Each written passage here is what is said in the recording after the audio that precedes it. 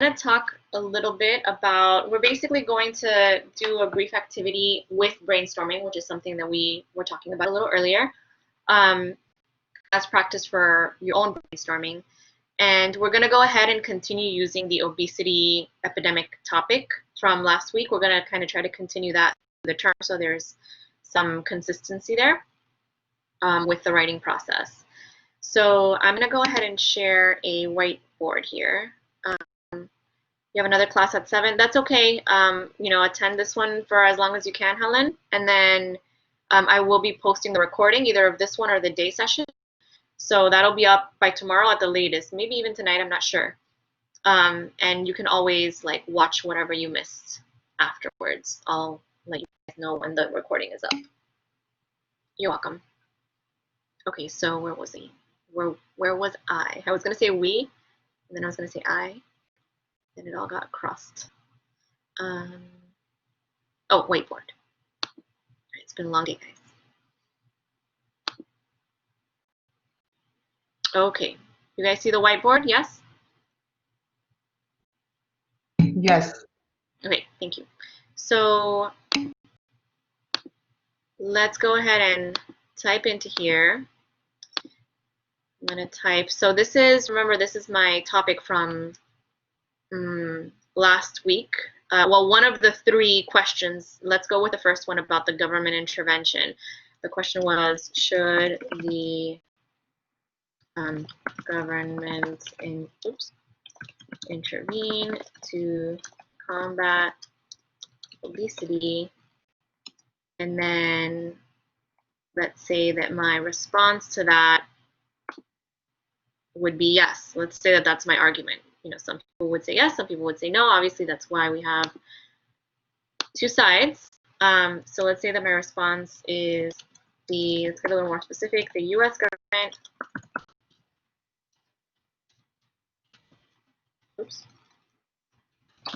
should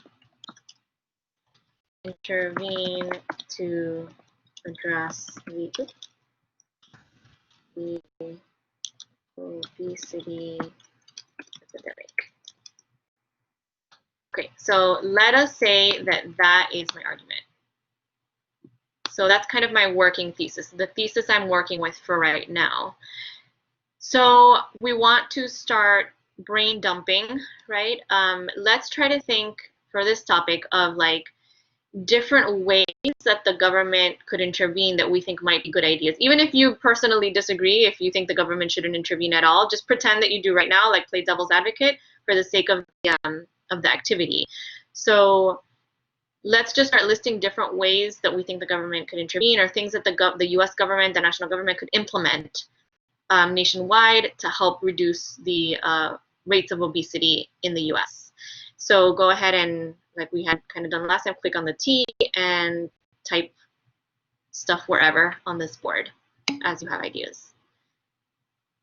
Okay, yeah, thanks, Yanelis. Can you type it into the whiteboard? Are you able to do that?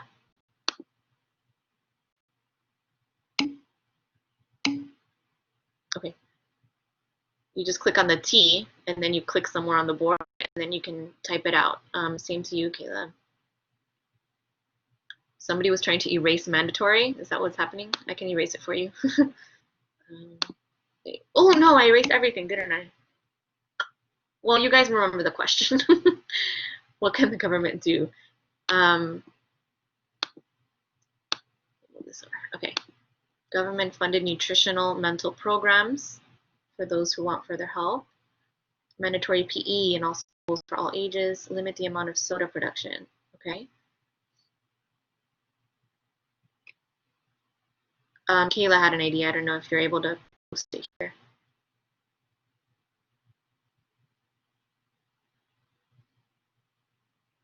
Let me know, because if not, I'll put it in for you. Okay, you got it. All right, any other ideas? I'll give you guys another few minutes to start throwing stuff up on the board. And obviously, this is just a practice, right? But in real life, you want to give yourself time, and just sometimes you want to take a break from it, go take a shower, eat a cookie, whatever, and then sometimes you get good ideas. Free sports programs, make organic and healthy foods more affordable.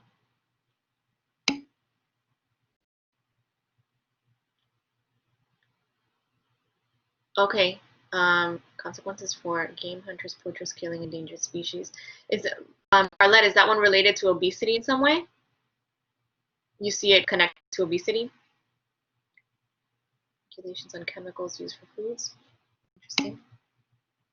Oh, that's okay, because that's a good topic, but it sounds like a different argumentative topic, right? So we're all talking about like different ways the government would intervene to combat obesity for like our pretend paper.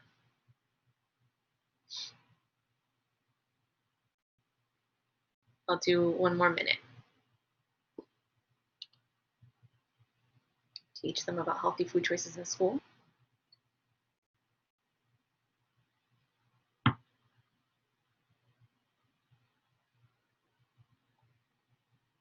wonder if there's a way to like take a picture of this.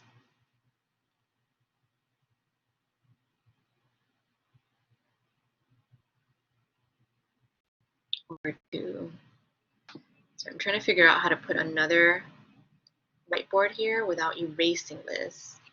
This is so much easier on Zoom. You can just open a new page and you can come back to this one.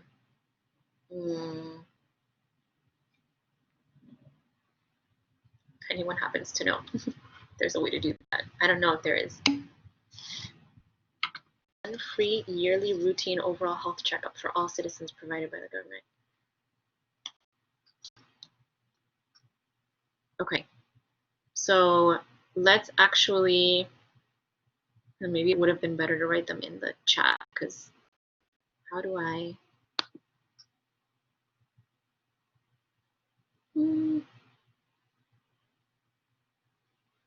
Well, here, I'm just going to kind of move them all down here in order so that I give myself some space, and I'll just use the same one. Okay, so far so good. I think we have enough just to work on the practice.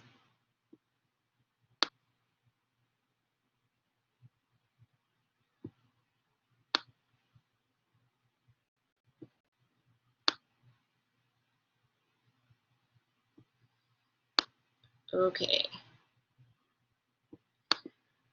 All right, so let's take, I'm going to zoom in a little bit. Well, no, I can't see it all. Okay, so let's take a look at the we have so far, because what I'm trying to figure out, like, let's say that you dumped all of this onto a sheet of paper, onto your Word document or whatever it may be. And now what we want to start looking for is, are there any overlaps with different things? Are we starting to see certain general subtopics or themes develop, right? So let's see what we have. Limit, provide information in school for all ages. Okay. Information about what? Like nutrition like information? nutrition, and then like nutrition, and then exercise, everything all related to that, so the kids in the still beginning how so important of to be healthy. Yeah. So to educate them on like healthy lifestyle. Yeah, like maybe they have orientation classes at in school or anything. Got Like it. they, Okay. so all that kind, so they can do that in nutrition too. Sounds good. Yeah. Okay. That makes sense. So then we've got like, this is like schools and education, right? I think I remember seeing other stuff about that. Teach them about healthy food choices in school. So it's kind of the same thing, right? Or very similar. Educate them about nutrition. Somebody just put mandatory PE. Oh, that's here, right? So that's also in schools. Provide free sports programs. Would that be in schools? Could it be in schools? Or, well, if you're already going to school and you want to do a sport, that's already free for you, right? But you mean like for people outside of school. Okay, so like free exercise, essentially. What about like free gym memberships, right? Regulate the amount of sugar production in foods and drinks. So this is more like the government doing stuff, regulating companies that produce like unhealthy foods, right? regulations on chemicals used for foods. That goes with this one. Limit the amount of soda production. These all kind of go in the same subcategory, right? Yeah. Taxing companies when they use unnecessary fat chemicals. There you go. Government-funded nutritional mental programs for those who want further help. So this one's more like healthcare, right? We could potentially put it for this because it's like government offering people free stuff that will help with their health. I did it. I did. Sorry? It's that. Yeah, I Oh. wrote that. Did you want me to elaborate on it? Is that what you're asking? Go ahead. Sorry, there was like a lag, so I kept talking over you. Go ahead. Oh, I'm sorry. I just didn't hear you. No, I wrote that because I feel like obesity is linked to depression. I feel like a lot of people turn to food when they aren't happy with themselves. Their lifestyle is just not fitness and whatnot. And I feel like they kind of sometimes need like life coaches, people to push them to eat healthy, people to kind of make them do better for themselves.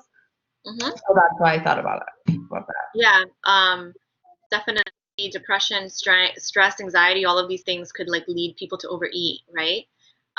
Or to like be less physically active in their day-to-day lives, which then becomes a sort of cycle, right? Because exercise actually increases endorphins and things that like make you less likely to get depressed or fall into that kind of a funk. And so the cycle kind of repeats itself. So let's see, taking down or closing some fast food places. That sounds like the government doing stuff with companies, right? It goes over here. Government insurance like Obamacare to include weight loss incentives, meaning that like you get more subsidies for your health insurance if you lose a certain amount of weight, or if you're like at a healthy BMI or something like that. There's actually some companies that do that for their workers.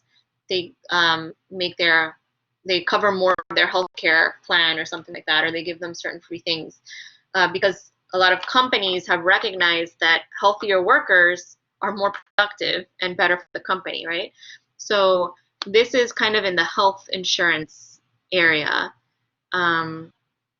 which, oh, here we have, I think this one's new, free depression health control clinics run by the government.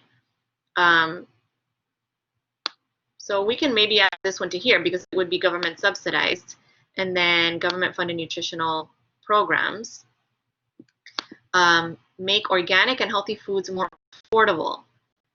So that one probably under here. So like you can already see how we basically have like 3 subtopics forming. If we were doing a map, right, if we had like our little circle here,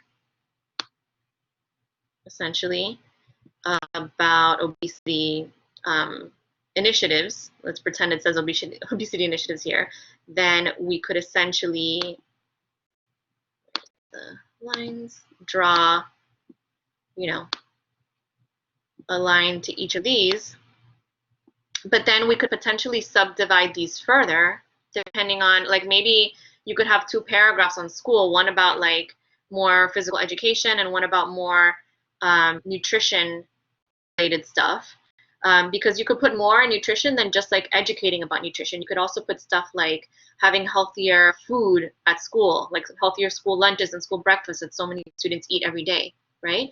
So you could potentially get 2 paragraphs out of this. Yeah, nutrition programs for school. We could write probably a whole paper just on the things the government do in schools to combat childhood obesity. Now we've made it even more specific. We could have a paragraph on, you know, more PE, a paragraph on more on having nutrition programs at schools to educate them, a paragraph on having better food actually provided in schools. Maybe we could have a paragraph on like more playtime, you know, for the younger kids so that they're active more. Open up youth programs to have life coaching and sports. Yeah. So like if we really wanted to, any one of these 3, we could probably make a whole paper and just like split this into 4, or this into 4 things, or this into 4 things.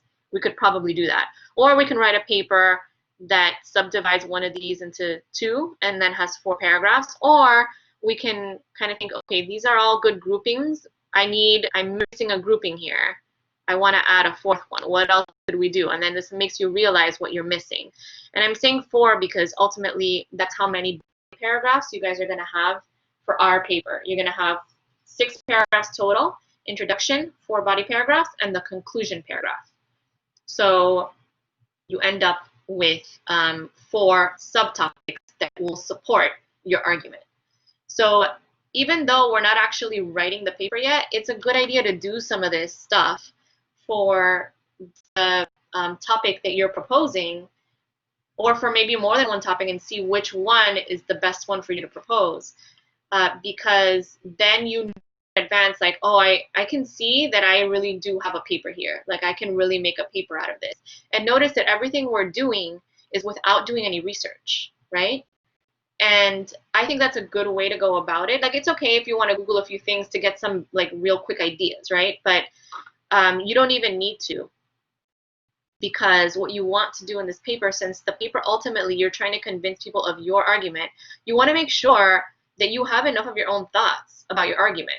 And then after, at a certain point in the process, yes, you're going to go do some research. I'm going to give you some lessons on good research skills, and then you're going to add supporting data from different articles that help to support your argument. But it is your argument. So the research is there to help support your ideas rather than letting the research just kind of have the ideas for you. You don't want the research to like take over as, well, are these even your own thoughts, right? Or your own, the research supports your argument rather than the other way around.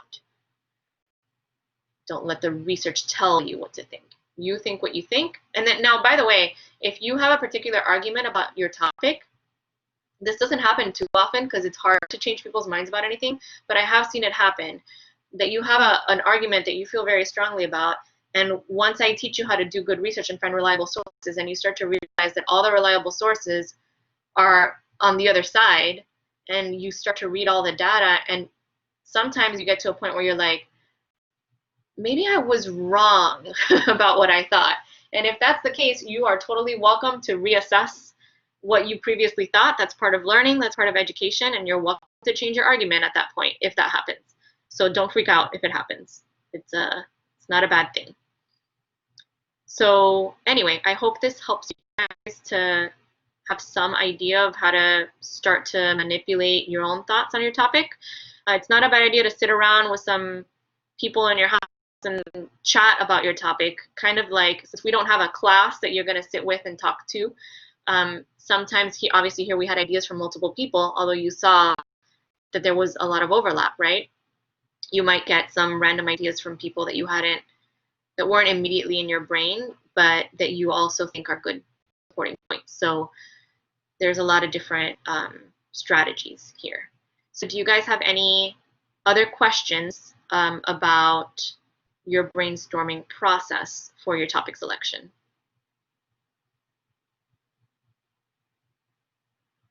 No? Okay. I think this came out kind of pretty, actually. It looks like a sun. The sun that gave birth to some words over here. Okay, yeah, glad it helped, Yanelise. Okay, so I'm gonna stop sharing. If anyone wants to like screenshot this for whatever reason or anything, feel free. But I'll give it like 10 seconds and then I'll stop sharing. I can't think of anything to ask yet, she says in all caps. Yeah, questions will come up later. That's what the texting is for. I'll be available. Well, I'll be available 11 to 6, Sunday through Thursday. Okay. All right, so I'll stop sharing that now.